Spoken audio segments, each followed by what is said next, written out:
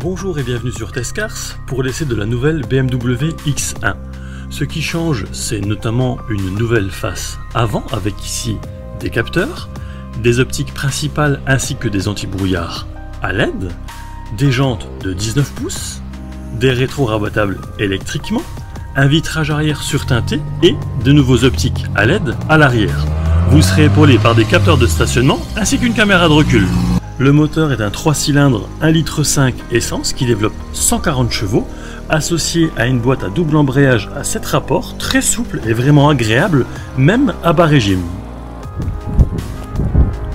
On passe à l'intérieur, dont l'accès se fait en appuyant sur la télécommande. Les sièges sport sont, je trouve, très jolis et surtout maintiennent très bien. Réglage lambert électrique, seuil de porte et tapis M. Il y a quelques rappels ici de la couleur extérieure, c'est plutôt sympa. Le volant, il est assez grand, mais pour autant les branches sont assez fines, donc la prise en main est pas mal.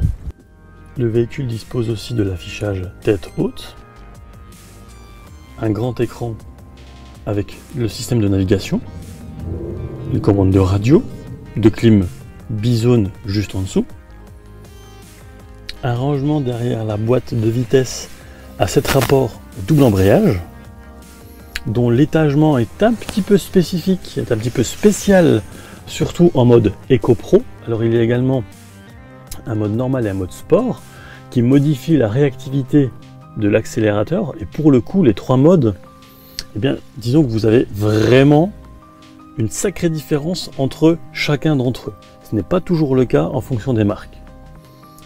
Les commandes classiques, à savoir que la commande vocale du GPS est très intuitive, donc facile à utiliser et surtout extrêmement efficace.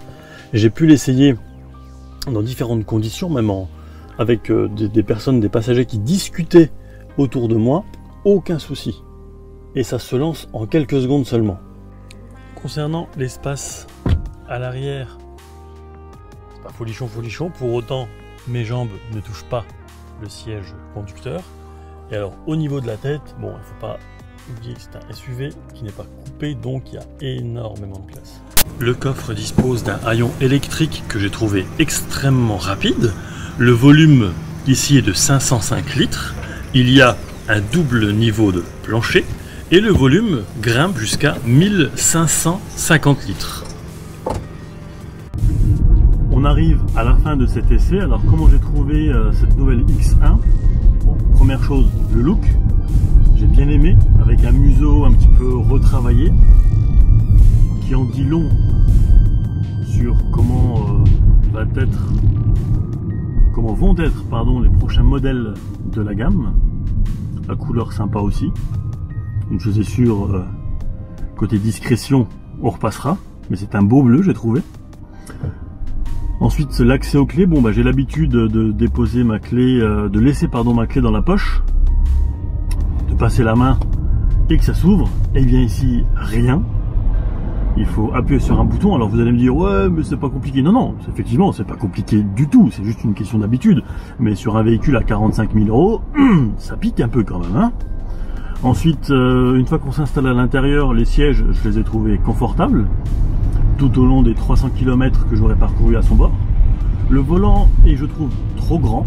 Pour autant, ça ne me gêne pas. C'est juste une question d'esthétique, de design, parce que la prise en main est excellente. Les petites branches, franchement, rien à dire.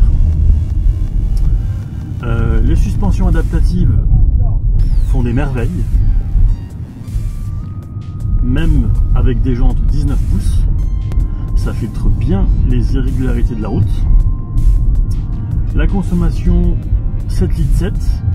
J'espère que ça va descendre pour les futurs propriétaires, parce que bon, certes, ce sont des conditions hivernales, avec un maximum de 4 degrés, mais 7,7 litres pour un essence, il y a mieux. Bon, ça reste un SUV, la voiture a 4302 km au compteur, donc forcément ça tend à diminuer. On met du 17 pouces en été, forcément ce ne seront plus des consommations aussi élevées. J'ai posé aussi la question à 2 passagers qui eux ont apprécié le confort global du véhicule et la place à l'arrière.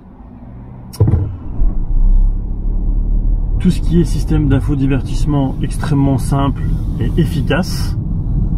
Bon, j'ai utilisé le téléphone en Bluetooth et la navigation aussi, extrêmement réactif comme vous avez pu le voir tout à l'heure, j'en ai parlé déjà. Il ne me reste plus qu'à remercier BMW Belux pour le prix du véhicule. Et quant à nous, on se retrouve très rapidement pour d'autres aventures. À bientôt!